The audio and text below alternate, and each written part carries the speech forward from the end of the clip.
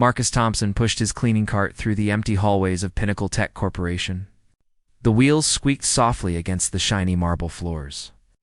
It was almost midnight, and the building was quiet. Most people were home with their families, eating dinner or watching TV. But Marcus was just starting his workday. He wore a dark blue uniform with his name tag pinned to his chest. The tag was old and scratched. But he kept it clean. Marcus took pride in his work. Even if nobody noticed him, he had been working as a janitor at this company for 3 years now.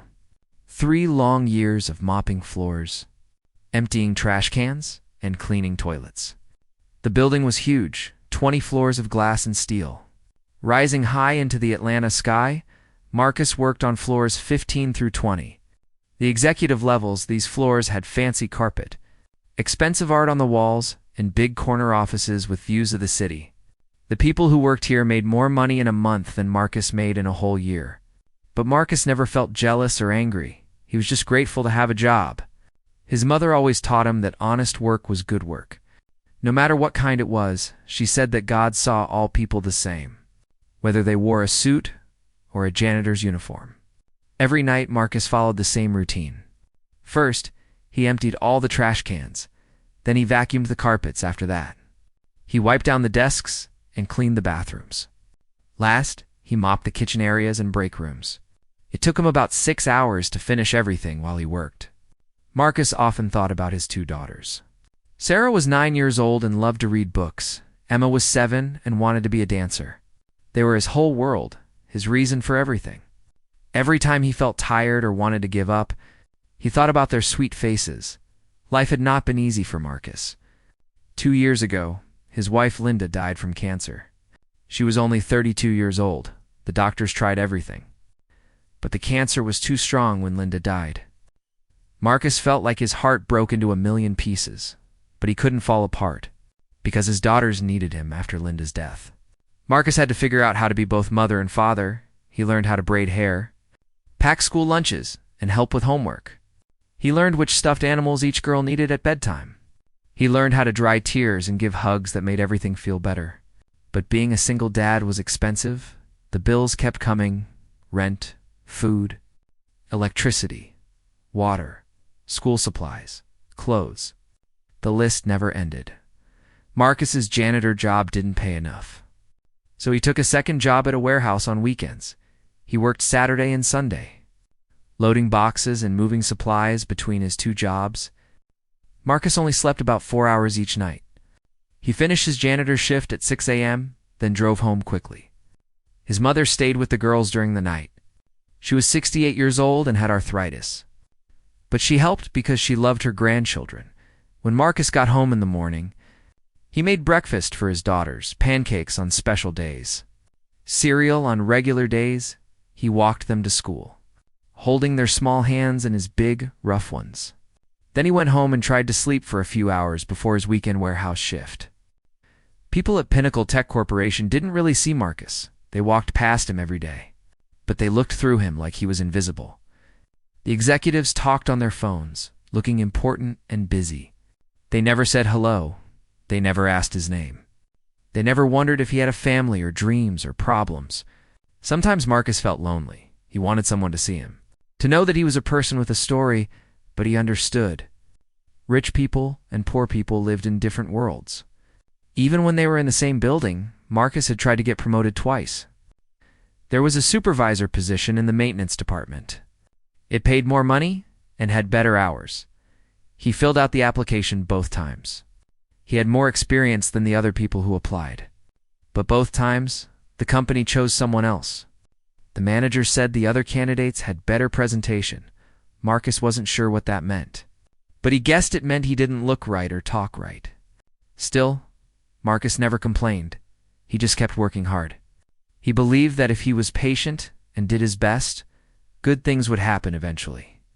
His mother said that God had a plan, even when we couldn't see it. Tonight was Tuesday, November 24th. The weather was cold outside. Marcus could see his breath in the parking garage when he arrived for his shift. He parked his old car in the far corner of the lot, where the janitors and security guards parked. The executive parking was close to the elevator. With covered spaces and their names painted on the ground, Marcus grabbed his things and walked toward the employee entrance. He had no idea that this night would change his life forever. He didn't know that in just a few hours, he would become a hero. He was just a tired single dad, trying to make it through another shift, trying to provide for his little girls. Marcus's alarm clock rang at 5:45 a.m. Just like every morning, he reached over and turned it off quickly. Trying not to wake anyone, his body felt heavy and tired, like someone had filled his bones with sand. He had only been asleep for 3.5 hours. He sat up slowly on the old couch in the living room. This was where he slept now. His daughters shared the only bedroom in the small apartment. Marcus gave them his bed after Linda died. He wanted them to feel safe and comfortable. The couch was lumpy and too short for his tall frame, but he didn't mind. Marcus stood up and stretched. His back ached from mopping floors all night. His knees hurt from climbing stairs. He was only 34 years old, but sometimes he felt like an old man. Work was wearing him down, piece by piece, day by day. He walked quietly to the kitchen and started making breakfast. The kitchen was tiny, with just enough room for one person to move around. The refrigerator hummed loudly, and the stove had only 3 working burners, but it was home. Today he made oatmeal with cinnamon and honey. It was cheap but filling, and the girls liked it when he added sliced bananas on top.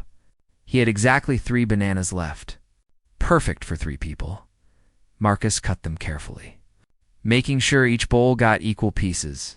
While the oatmeal cooked, he made 3 packed lunches: peanut butter and jelly sandwiches, some carrots, apple slices, and a small cookie for each girl. He wrote little notes on napkins, like Linda used to do. "You are smart and strong, love, Daddy." He put heart stickers on them, even though his rough hands made it hard to peel the tiny stickers. His mother, Rose, came out of the bedroom at 6:15. She moved slowly, holding onto the wall for support. Her arthritis was bad in the mornings. "Good morning, baby," she said softly. She still called Marcus her baby, even though he was a grown man. "Morning, Mama," Marcus said, giving her a gentle hug. "How did the girls sleep?" Like angels, Rose smiled. "Emma had a bad dream around midnight, but I sang to her and she went back to sleep." Marcus felt guilty. He wished he could be there for his daughters at night when they had nightmares. But he had to work. There was no choice. A single paycheck wouldn't cover rent and food and everything else. He needed both jobs to survive. At 6:30, Marcus woke up his daughters. "Rise and shine, my beautiful girls," he said cheerfully. Even though he felt exhausted, he'd never let them see how tired he was. Children shouldn't have to worry about adult problems. Sarah stretched and yawned. "Is it morning already, Daddy?" "Yes, sweetheart. Time for school."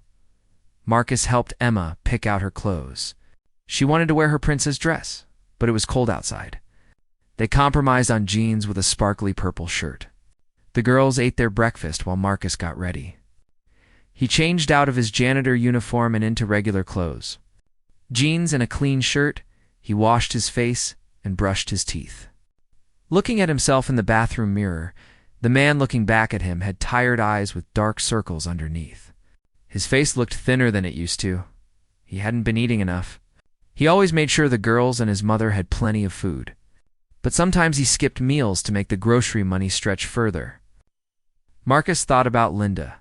She would be sad to see him like this, worn down and exhausted, but she would also be proud. He was keeping their family together. Their daughters were healthy, safe, and loved. That's what mattered most. At 7:15, Marcus walked his daughters to school. They each held one of his hands, swinging their arms happily. Emma talked about her upcoming dance recital. Sarah talked about a book she was reading about dragons.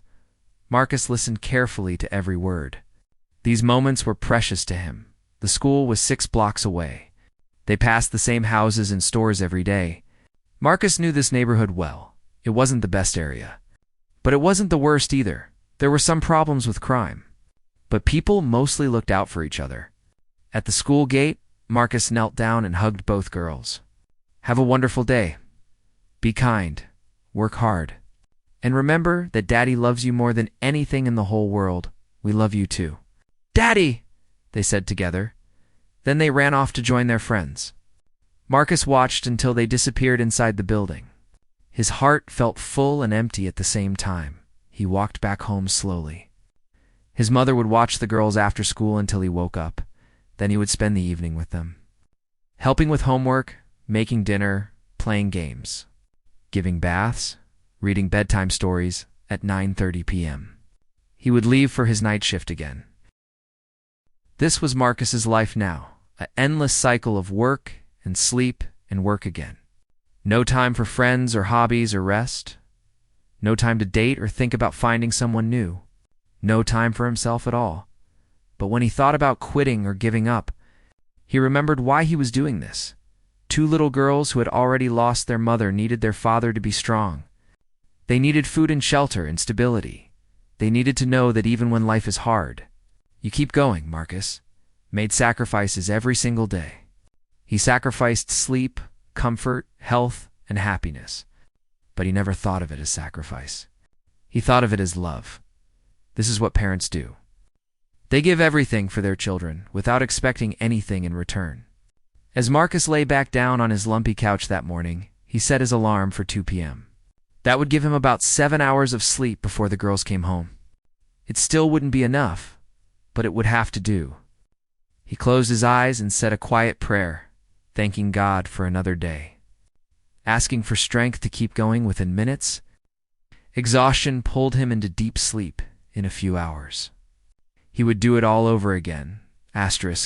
Tuesday, November 24th started like any other day for Marcus. He woke up at 2 p.m., spent time with his daughters, made dinner, and helped them with homework at 9:30 p.m. He kissed them goodnight and headed to work. The cold November air bit at his face as he walked to his car. His old Toyota was parked on the street. The car was 15 years old and had seen better days. The paint was faded. One headlight was dimmer than the other. And the heater barely worked, but the engine still ran. And that's all that mattered. Marcus arrived at Pinnacle Tech Corporation at 10:05 p.m. He was a few minutes late because of traffic. He drove into the underground parking garage. Passing rows of expensive cars, Mercedes, BMW, Tesla, Porsche. These cars cost more than Marcus would make in 5 years.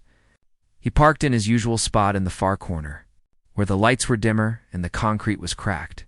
This section was for staff workers.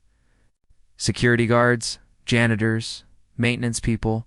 The important employees parked near the elevators and covered spaces. As Marcus got out of his car, something caught his attention. A black sedan was idling near the executive elevator entrance. The engine was running, and white exhaust smoke drifted from the tailpipe. The windows were tinted dark, so he couldn't see inside clearly. Marcus grabbed his backpack and started walking toward the employee entrance. But something made him stop. Maybe it was instinct. Maybe it was experience. Maybe it was God's warning. Growing up in tough neighborhoods had taught Marcus to notice things. To sense danger before it arrived, he pretended to look for something in his backpack. But his eyes stayed on the black sedan through the tinted windows. He could see the shadows of 2 people in the front seats. They weren't moving, just sitting there. Waiting? Waiting for what? Marcus wondered.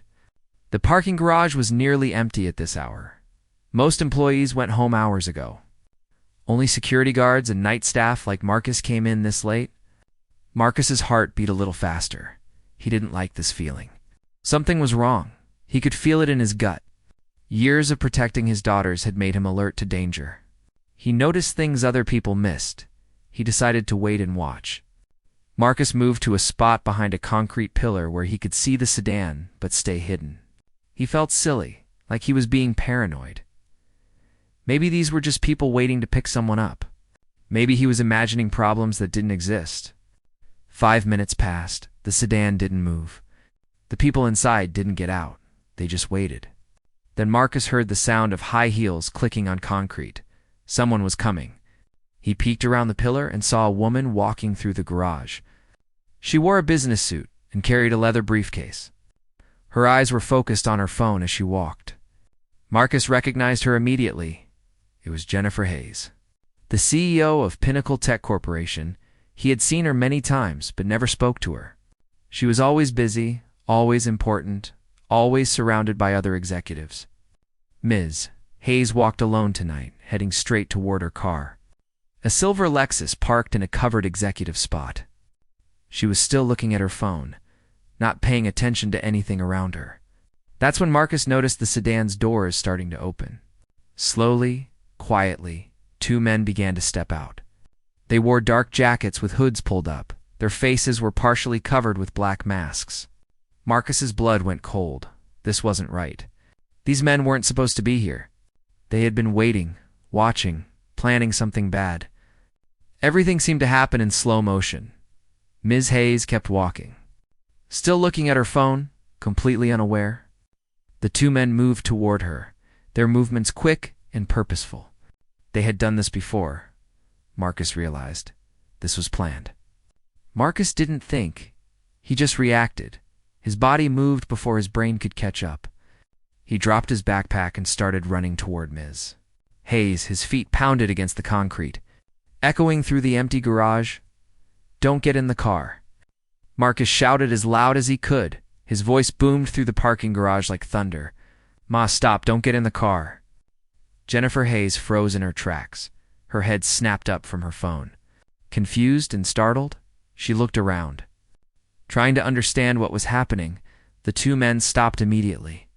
They turned and saw Marcus running toward them. For a split second, everything was still.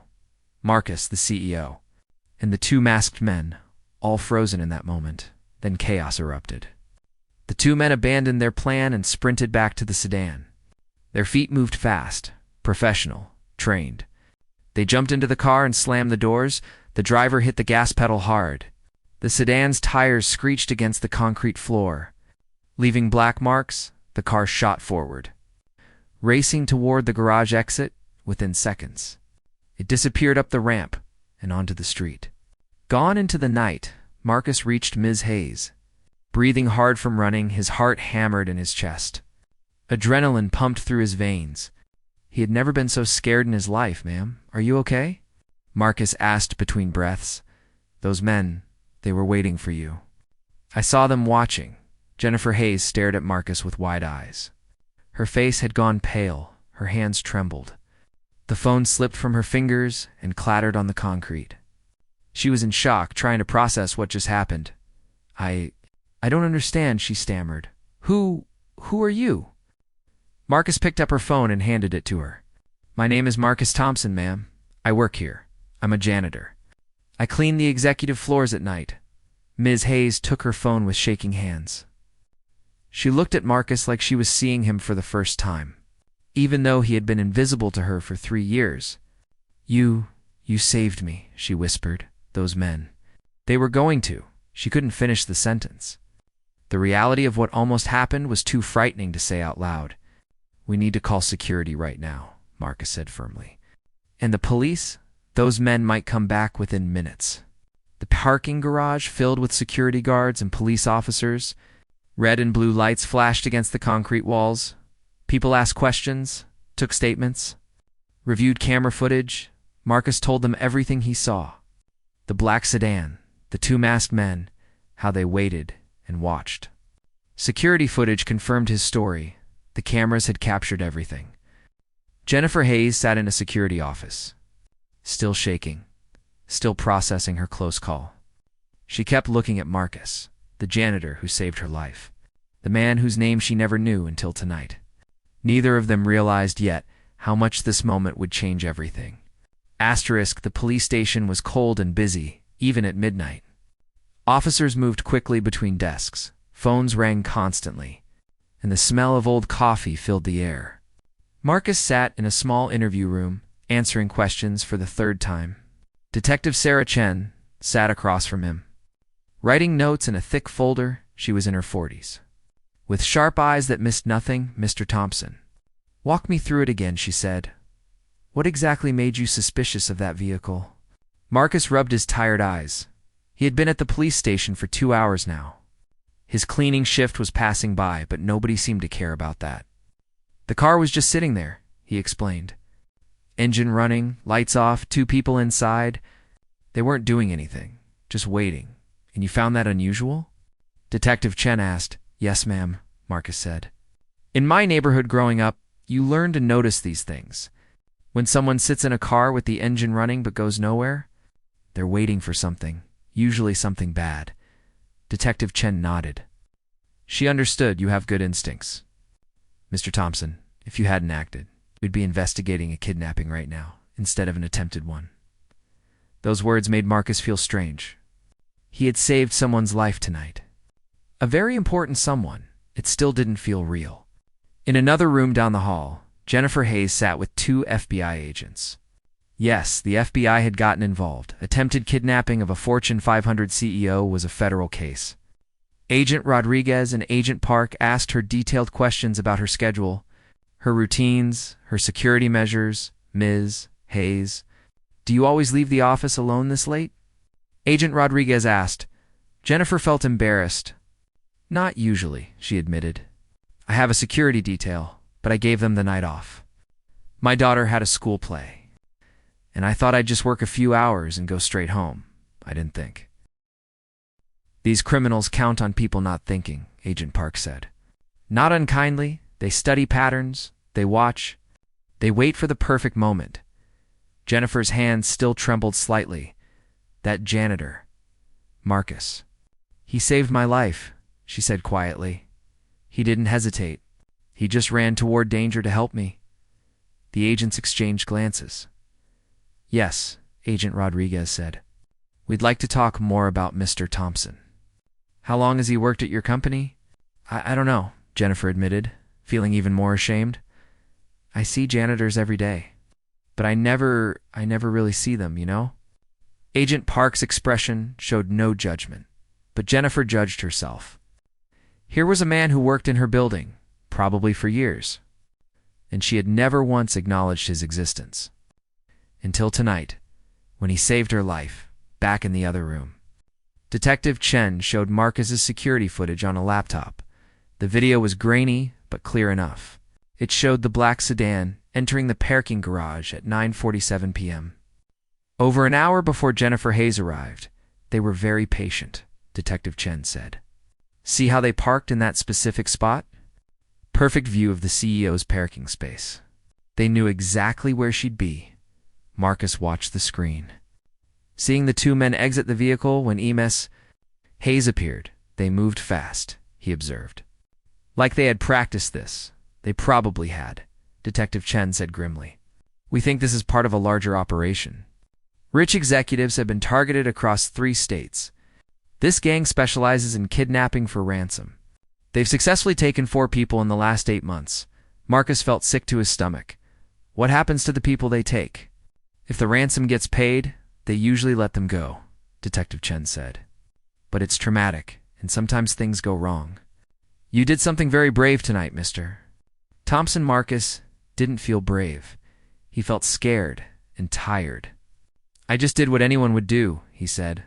No, Detective Chen corrected him. Most people would have walked past, not wanting to get involved, afraid of being wrong. You put yourself in danger to help someone else. That's courage. At 2:30 a.m., the police finally let Marcus leave. They had his statement, his contact information, and his promise to testify if needed. A police officer drove him back to Pinnacle Tech Corporation to get his car. The parking garage was empty now, with yellow police tape marking the area where the sedan had been. Marcus walked to his old Toyota, feeling exhausted. He had missed his entire work shift.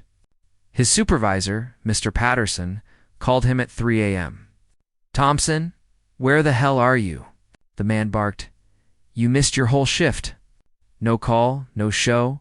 That's grounds for termination. Marcus explained what happened. The attempted kidnapping, the police station, saving the CEO's life, but Mr. Patterson didn't seem impressed. That's not my problem, Patterson said coldly. You missed work? I'm writing you up.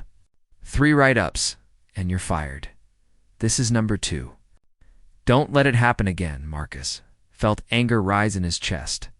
But he pushed it down. Yes, sir, he said quietly, and hung up. He sat in his car for a long moment, staring at nothing. He had saved someone's life tonight, prevented a terrible crime, and his reward was a write-up at work.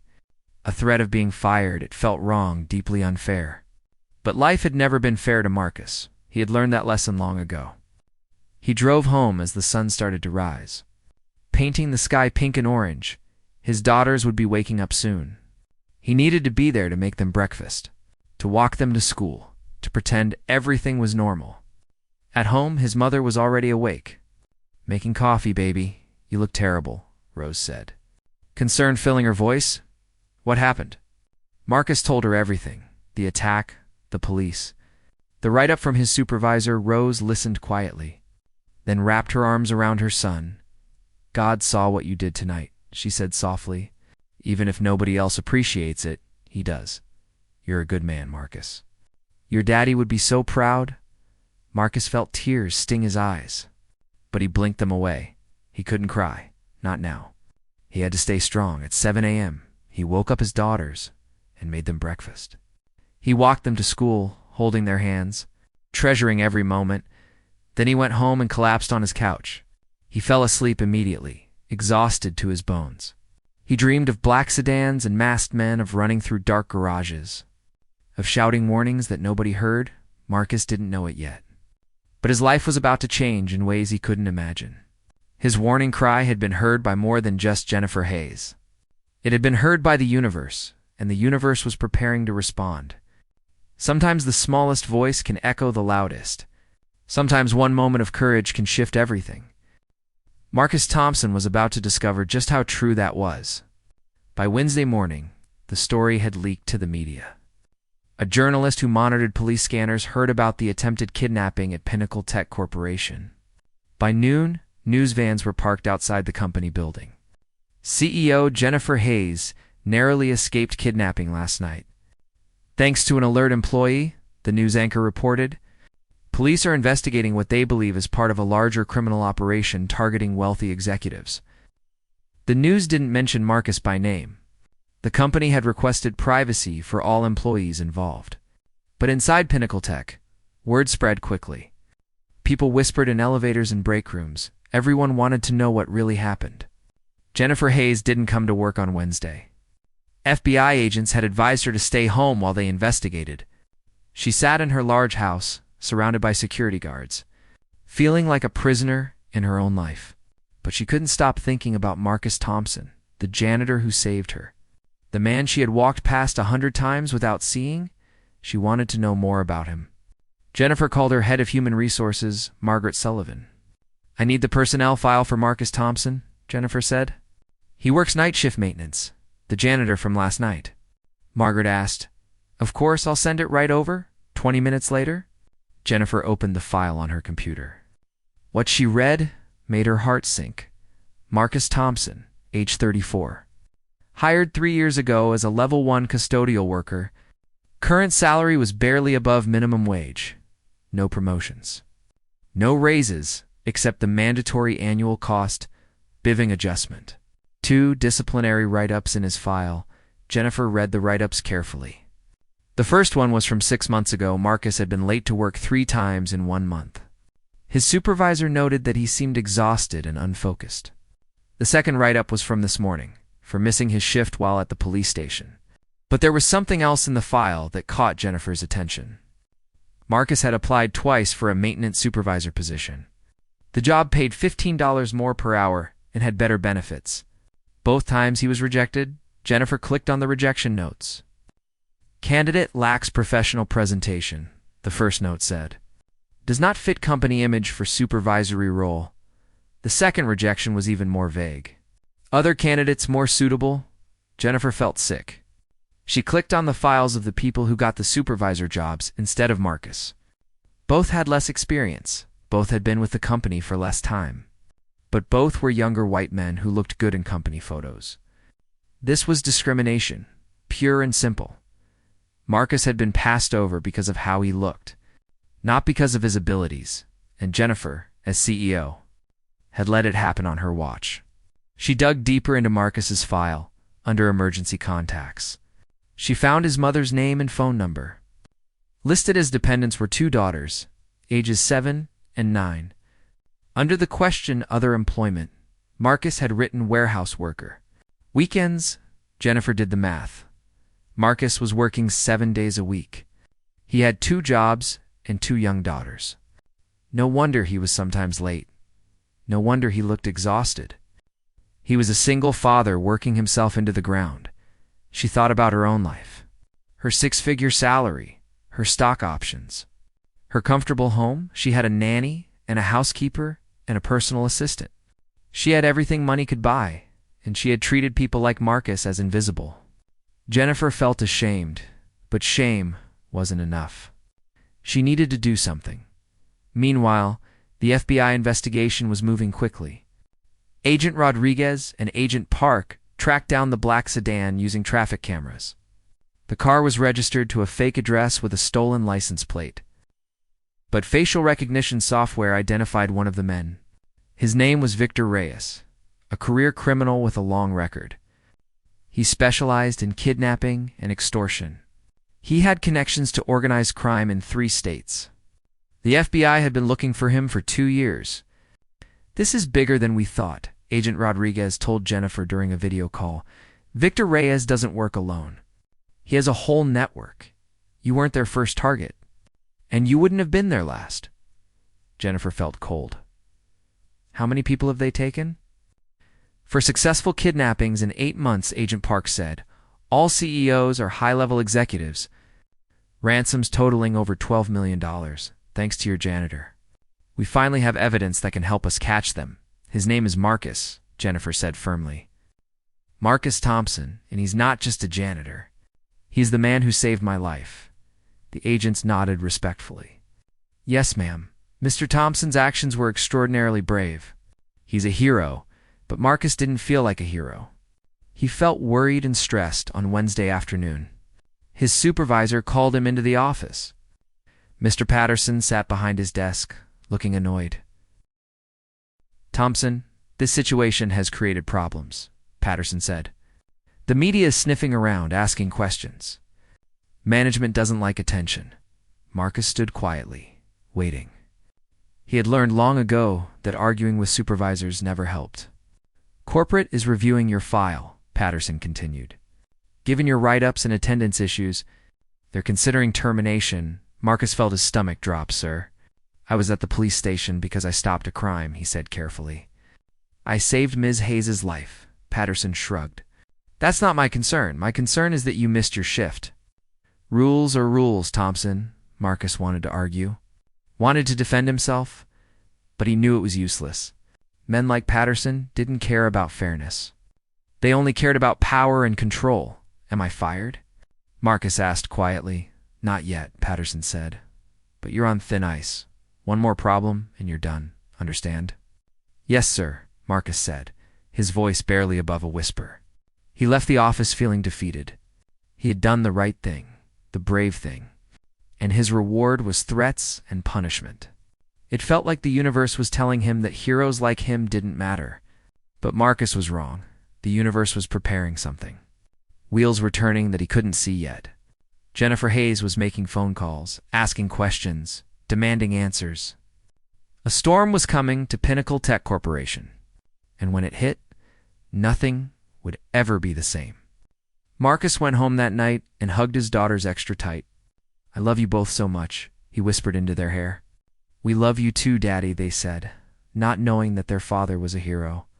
Not knowing that everything was about to change. Sometimes justice moves slowly, but when it finally arrives, it arrives like thunder. Jennifer Hayes couldn't sleep on Wednesday night. She lay in her king-sized bed, staring at the ceiling. Thinking about Marcus Thompson, the security guards outside her house made her feel safe from criminals, but they couldn't protect her from her own guilty conscience. At 3 a.m., she got up and went to her home office. She pulled up Marcus's file again and read every single page. Every performance review, every time card, every note from supervisors. The more she read, the angrier she became. Marcus had perfect attendance for his first 2 years. Never late, never missed a shift. Then, 2 years ago, his wife died after that. The late arrivals started, a few minutes here, 10 minutes there, nothing excessive. Just the struggles of a single father trying to do everything alone, but his supervisors showed no mercy. No compassion, no understanding, They wrote him up, threatened him, put him on probation. Nobody asked if he needed help. Nobody offered flexibility or support. They just punished him. Jennifer found something else that disturbed her. Marcus's pay stubs showed that he never took vacation days, never called in sick, never used his benefits. He was working every single shift, grinding himself down to nothing. She did more digging through company records. She looked at the people who worked Marcus's shift, the other janitors and maintenance workers. Most of them were black or Hispanic. Most of them made minimum wage. Most of them had been with the company for years without promotions. Then she looked at the supervisors and managers. Almost all white, almost all making significantly more money. Almost all hired from outside the company instead of promoting from within. Jennifer had built Pinnacle Tech on values of innovation and fairness. Or so she thought, but the truth was ugly. Her company talked about diversity and inclusion in press releases, but practiced discrimination in the shadows. She felt sick with shame. As CEO, she was responsible. She had been so focused on profits and growth that she forgot about the people at the bottom. The invisible workers who kept the building clean, who made everything function, who showed up every night while she slept in comfort. Thursday morning, Jennifer made a decision. She called an emergency meeting with her executive team, her chief operating officer, chief financial officer, head of human resources, and vice president of operations all gathered in her office. "We have a serious problem," Jennifer said, her voice hard, "and we're going to fix it." Starting today, she told them about Marcus Thompson, about his heroism, about his treatment by supervisors, about the discrimination hidden in their hiring and promotion practices. Some executives looked uncomfortable. Others looked defensive.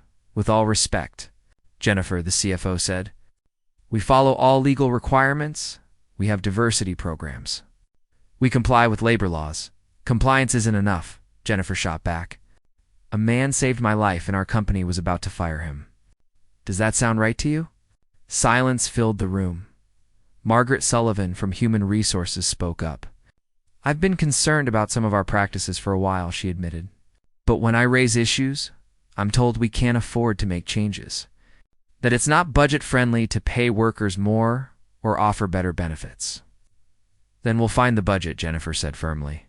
"I want a complete audit of our wage structure, our promotion practices, and our disciplinary procedures. I want to know why people like Marcus Thompson get overlooked while less qualified people move up." The vice president of operations shifted uncomfortably. "Some of our supervisors might have personal biases," he said carefully. "They hire and promote people who remind them of themselves. That's called discrimination," Jennifer said bluntly. "And it ends now." She gave them 2 weeks to prepare a comprehensive report. She wanted numbers, names, and recommendations for change. And she wanted Marcus Thompson promoted immediately. But Jennifer, the coup, protested. "If we promote one janitor suddenly, others will ask questions. They'll want the same treatment." "Good," Jennifer said. "Maybe they deserve it too. Maybe we should have been asking these questions years ago, after the meeting." Jennifer did something she had never done before. She went down to the maintenance department herself. She walked through the basement corridors where the cleaning supplies were stored, where the break room for night shift workers was located. The break room was depressing. Old furniture, a flickering fluorescent light, a microwave that looked 20 years old, no windows, no decorations, nothing comfortable or welcoming. This is where Marcus spent his breaks. This is where all the night workers ate their lunches. Jennifer thought about the executive break room on the 20th floor. Espresso machine, comfortable couches, natural light, flat-screen TV. The contrast was shameful. She found Marcus's supervisor, Mr. Patterson, in his office. He looked surprised and nervous to see the CEO, Ms. Hayes. He stammered. "Standing quickly, what can I do for you?" "Tell me about Marcus Thompson," Jennifer said. Sitting down without being invited, Patterson's face tightened. "Thompson is adequate. He does his job, but he has attendance issues." "Discipline problems?" "He has discipline problems," Jennifer repeated, her voice dangerous. "The man who saved my life has discipline problems? With respect, ma'am, that doesn't change his work record. Patterson said defensively. I have to enforce rules equally for everyone, do you? Jennifer asked. Because I've reviewed the records. White employees with similar attendance issues received warnings and support. Marcus received write-ups and threats. Can you explain that? Patterson's face turned red. He opened his mouth, then closed it.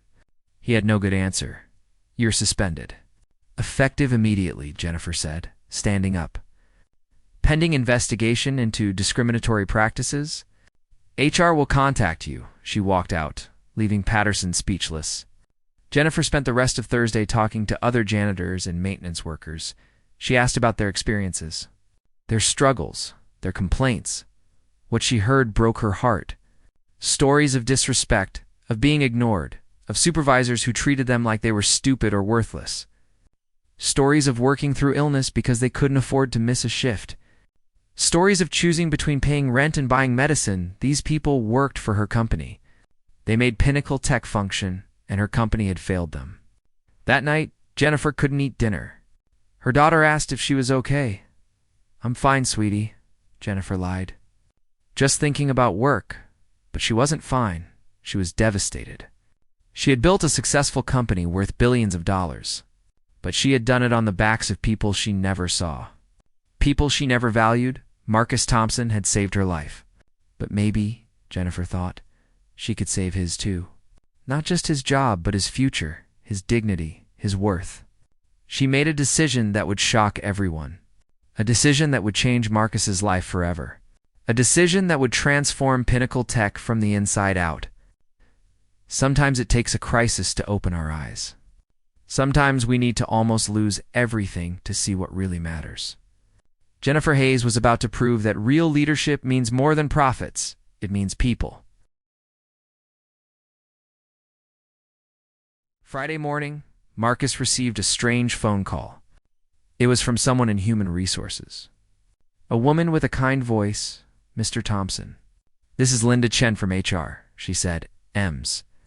Hayes would like to meet with you today at 2 p.m. Can you come to the main office? Marcus felt panic rise in his chest. This was it. They were going to fire him. Yes, ma'am, he said quietly. I'll be there. He hung up and sat on his couch, staring at nothing. His mother came over and put her hand on his shoulder. What's wrong, baby? They're going to fire me, Mama, Marcus said, his voice hollow. I saved that woman's life, and they're going to fire me anyway. Rose squeezed his shoulder. You don't know that? She said. Have faith. God has a plan, but Marcus had run out of faith. Life had taught him that good things didn't happen to people like him. He had done everything right, and it still wasn't enough. At 1:30 p.m., Marcus got dressed in his only good clothes. A button-down shirt and dress pants he wore to Linda's funeral. He looked at himself in the mirror and barely recognized the tired man staring back. He drove to Pinnacle Tech, his hands shaking on the steering wheel. He parked in his usual spot and walked to the main entrance. He had never used the front door before. Night janitors came through the service entrance and back. The lobby was beautiful. Marble floors, modern art, a waterfall feature. Marcus had cleaned this lobby 100 times at night, but seeing it during the day with people everywhere felt different.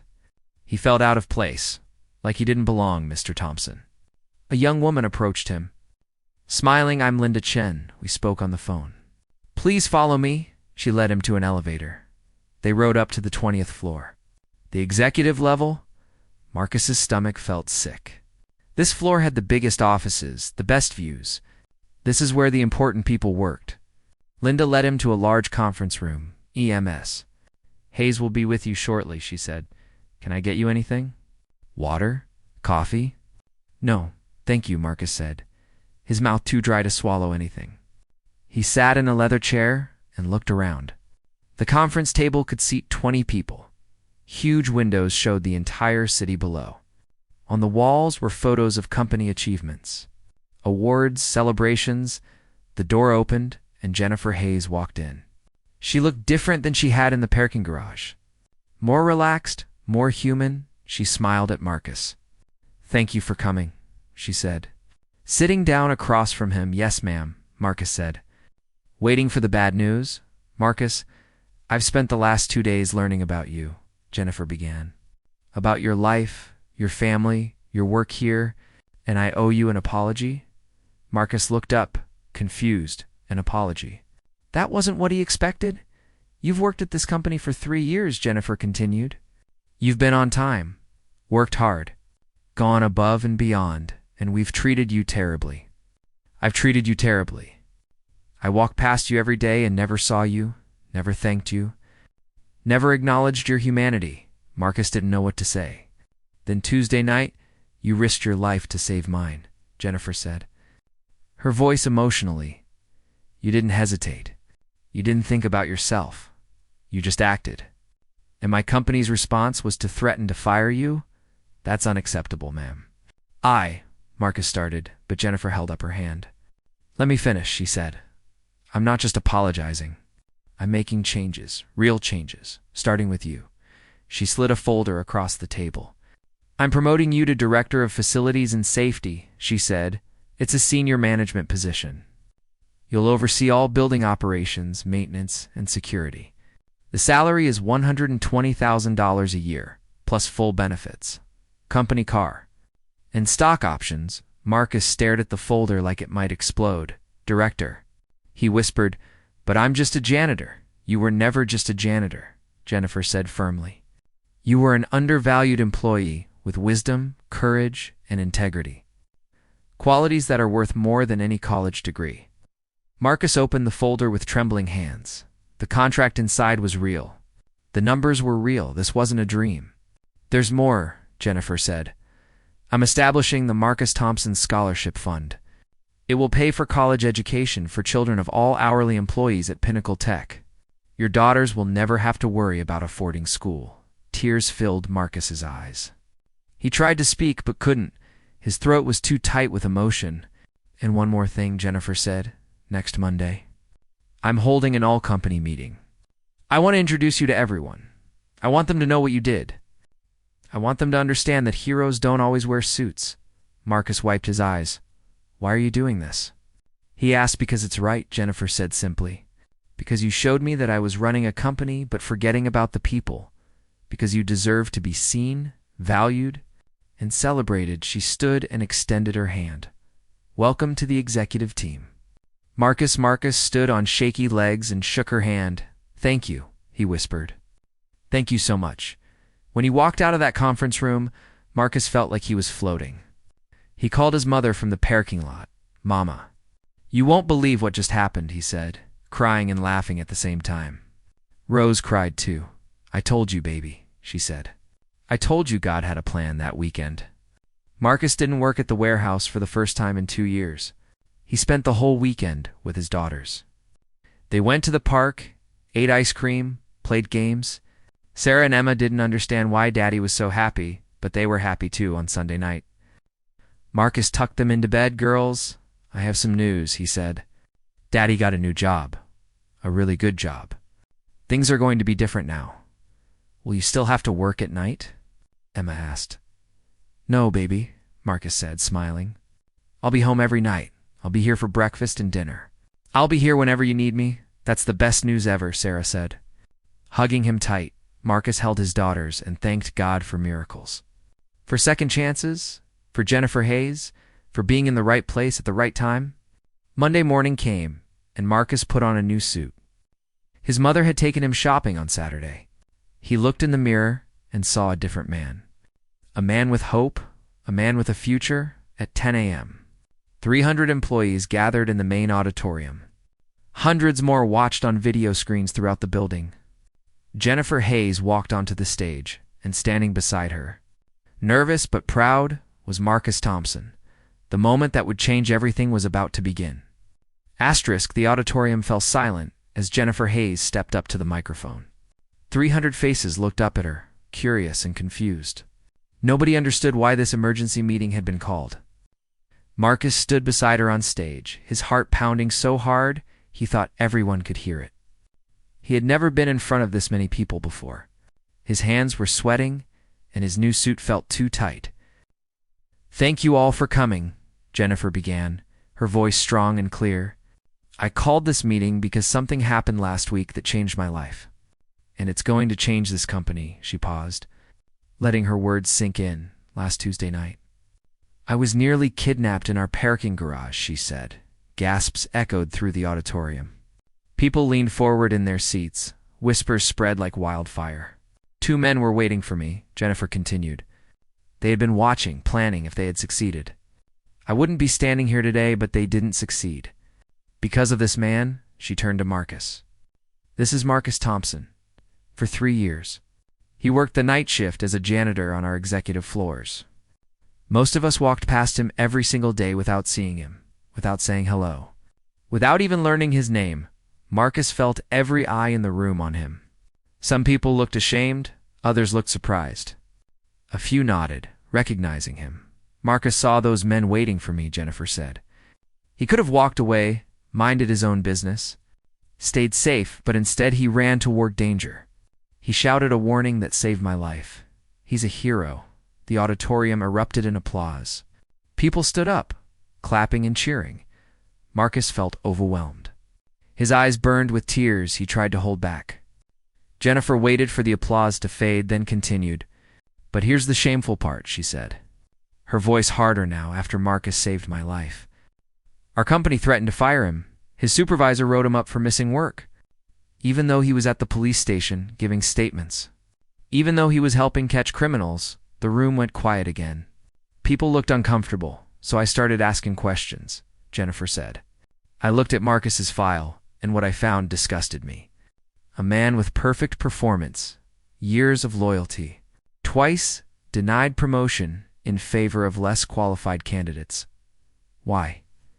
Because he didn't fit someone's idea of what a supervisor should look like?" She let those words hang in the air. "Then I looked deeper. I found patterns of discrimination throughout our company. Good workers stuck in low-paying jobs while others moved up quickly. Not because of merit, but because of bias. That ends today." Jennifer's voice rang with authority, effective immediately. "Marcus Thompson is our new Director of Facilities and Safety. He'll oversee all building operations with a salary and benefits that reflect his value." More applause. Louder this time, Marcus saw people genuinely happy for him. He also saw a few faces that looked angry or resentful. Change always made some people uncomfortable. "But that's not all," Jennifer said. "We're launching the Marcus Thompson Scholarship Fund, which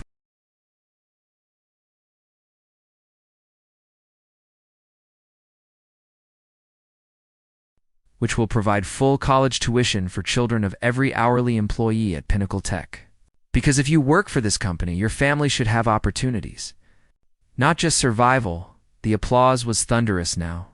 People were standing, cheering, some were crying. Marcus saw janitors and security guards in the back of the room. People he knew, people he worked alongside. They were celebrating like they had won the lottery, finally. Jennifer said, "We're conducting a complete audit of our hiring, promotion, and compensation practices. Where we find discrimination, we'll fix it. Where we find people undervalued, we'll correct it. This company will live up to the values we claim to have." She turned to Marcus. "Would you like to say anything?" Marcus stepped up to the microphone, his legs shaking. He had never spoken in public before. "I don't know what to say," he started, his voice uncertain. Then he thought of his daughters, of his late wife, of his mother who taught him to work hard and do right. "I just did what anybody should do." Marcus said, "I saw someone in danger, and I helped. That's what we're supposed to do for each other." He paused, gathering courage, but Ms. Hayes is right. This company, and maybe all companies, need to see all their workers, not just the people in suits and corner offices, but the people who clean the toilets, who empty the trash, who make everything work behind the scenes. We're human beings too. We have families, dreams, and dignity." His voice grew stronger. "I've got 2 little girls at home." Marcus said, "I work hard so they can have better lives. Now, because of Ms. Hayes, they will. But there are lots of other parents here working just as hard, struggling just as much. They deserve chances too." The applause was deafening. People were on their feet, stomping and clapping. Marcus stepped back from the microphone. Overwhelmed by the response, after the meeting, dozens of people approached Marcus, shaking his hand, hugging him, thanking him. Some apologized for walking past him all those years. Some shared their own stories of struggle. A young janitor named Carlos grabbed Marcus's hand with tears in his eyes. "My daughter is in high school," he said. "I was worried about how to pay for college. Now she has a chance. Thank you. Thank you so much." An older security guard named Betty hugged Marcus tight. "You gave us all hope," she whispered. "You showed them we matter." The story exploded on social media by that afternoon. Janitor hero promoted to director. The headlines read, "CEO overhauls company after employee saves her life." News outlets from across the country called for interviews. Marcus's phone rang constantly. His daughter's school called to congratulate him. His old friends from the neighborhood reached out. Even strangers sent messages of support and celebration. But for Marcus, the best moment came that evening. He picked up his daughters from school himself during daylight. "For the first time in years, Daddy, you're here." Emma squealed, running into his arms. "I'm here." "Baby," Marcus said, lifting both girls and spinning them around. "And I'm going to be here every day after school from now on." They went home together, and Marcus cooked dinner in their small kitchen. Nothing fancy, just spaghetti and meatballs. But they ate together as a family. Laughing and talking, Sarah told him about her book. Emma showed him a new dance move. After dinner, Marcus tucked them into bed. "Daddy, are we rich now?" Sarah asked. Marcus smiled. "We're not rich, sweetheart." He said, "But we're going to be okay." "More than okay?" "We're going to be good, I'm glad." Emma said sleepily. "I just want you to be happy." "Daddy, I am happy, baby," Marcus whispered, kissing her forehead. "I'm the happiest man in the world." Later that night, Marcus sat alone in the quiet apartment. He looked at a photo of Linda, his late wife. "I wish you could see this," he said to her picture. "I wish you could see how far we've come." He felt her presence somehow. Felt her pride and love. She would have been so happy. So proud of him, of their daughters, of the future they now had.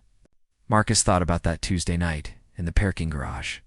How one moment, one decision, one shout had changed everything. He had been invisible for so long, and now he was seen. But more importantly, because of him, other invisible people would be seen too. Other families would have chances. Other children would go to college. Other workers would be valued. One voice can echo louder than we ever imagine. One act of courage can create waves that spread far beyond what we see. Marcus Thompson had saved more than Jennifer Hayes that night. He had saved himself, his family, and countless others. As he finally drifted off to sleep on his couch, for the last time, Marcus smiled. Tomorrow, he would start his new job. His new life, his new future, tomorrow. Everything would be different. Sometimes heroes don't wear capes. Sometimes they wear janitor uniforms. Sometimes they're single dads working 2 jobs, struggling to survive. But when the moment comes, when someone needs help, true heroes step forward. Marcus Thompson was a hero, not because he was strong or fearless, but because when it mattered most, he chose to act. He chose to care. He chose to shout a warning into the darkness, and that warning was heard, not just by Jennifer Hayes, but by the world.